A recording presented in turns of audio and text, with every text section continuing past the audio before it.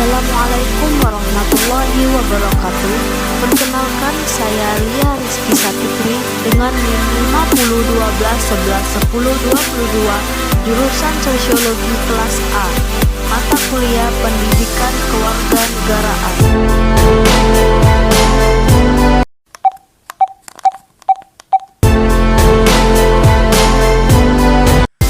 Berikut contoh-contoh penegakan hukum yang ada di Indonesia.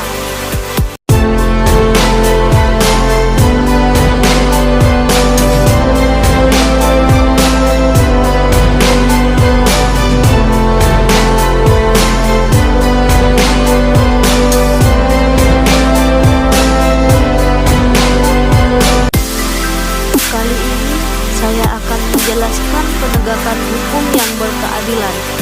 Perilaku warga negara, khususnya oknum aparatur negara, banyak yang belum baik dan terpuji. Contohnya seperti masih ada praktik KKN, praktik suap, perilaku premanisme, serta perilaku lain yang tidak terpuji.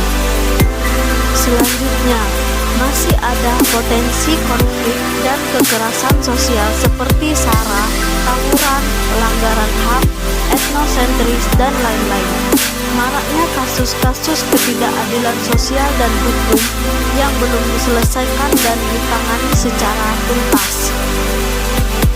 Yang terakhir, penegakan hukum yang lemah karena hukum bagaikan pisau yang tajam ke bawah tetapi tumpul ke atas. Pelanggaran oleh wajib pajak atas penegakan hukum dalam bidang perpajakan. Selanjutnya, konsep penegakan hukum yang berkeadilan. Kehidupan manusia tidak cukup hidup dengan aman, teratur, tertib, serta manusia perlu hidup yang sejahtera.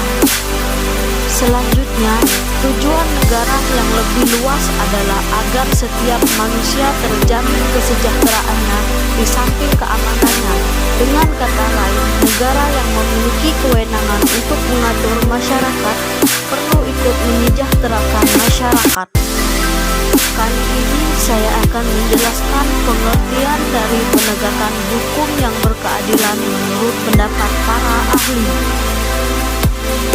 Yang pertama, menurut Soeharjono Soekanto, penegakan hukum yang berkeadilan adalah suatu kegiatan menyerasikan antara hubungan nilai-nilai yang terjabarkan di dalam kaidah-kaidah atau pandangan nilai yang mantap dan menjewantah dan sikap tindak sebagai rangkaian penjabaran. Oleh karena itu, dalam rangkaian penjabaran nilai tahap akhir, maka dibutuhkannya menciptakan, memelihara, serta mempertahankan kedamaian pergaulan hidup. Selain itu, memberikan keadilan dalam suatu perkara berarti memutuskan hukum in concreto dalam mempertahankan dan menjamin ditaatinya hukum material dengan menggunakan cara prosedural yang ditetapkan oleh hukum formal. Selanjutnya, beliau juga berpendapat bahwa penegakan hukum yang terdapat faktor-faktor yang mempengaruhi dan mempunyai arti sehingga penegakan hukum dapat berdampak positif dan negatifnya terletak pada isi faktor tersebut. Terjadinya gangguan terhadap penegakan hukum terjadi apabila ada ketidakserasian antara nilai, kaidah, serta pola perilaku. Yang kedua, menurut Profesor Dr. Jimli Asdiki SH, penegakan hukum yang berkeadilan adalah suatu proses dilakukannya upaya untuk tegaknya atau berfungsinya norma-norma hukum secara nyata sebagai pedoman perilaku dalam lalu lintas atau hubungan-hubungan hukum dalam kehidupan bermasyarakat dan bernegara. Penegakan hukum itu dapat dilakukan oleh subjek yang luas dan dapat pula diartikan sebagai upaya penegakan hukum oleh subjek dalam arti yang terbatas dan sempit. Selanjutnya, dalam arti luas, proses penegakan hukum itu melibatkan semua subjek hukum dalam setiap hubungan hukum. Dalam arti sempit, dari segi subjeknya itu, penegakan hukum itu hanya sebagai upaya aparatur penegakan hukum tertentu untuk menjamin dan memastikan tegaknya hukum itu. Selanjutnya, menurut Profesor Sudarto SH, penegakan hukum yang berkeadilan adalah suatu bidang yang sangat luas sekali, tidak hanya bersangkutan dengan tindakan-tindakan apabila sudah ada atau ada persangkaan telah terjadi kejahatan. Yang terakhir ini adalah masalah prevensi dari kejahatan.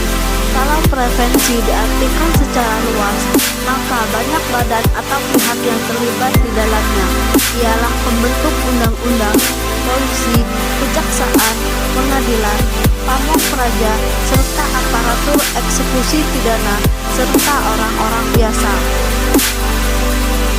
Selanjutnya, proses pemberian pidana di mana badan-badan ini masing-masing mempunyai peranannya dapat dipandang sebagai upaya untuk menjaga agar orang yang bersangkutan serta masyarakat pada umumnya tidak melakukan tindak pidana. Namun badan yang langsung mempunyai wewenang dan kewajiban dalam pencegahan ini adalah kepolisian. Selanjutnya, menurut Satjito Raharjo, penegakan hukum yang berkeadilan adalah suatu usaha untuk mewujudkan ide-ide dan konsep-konsep menjadi suatu kenyataan.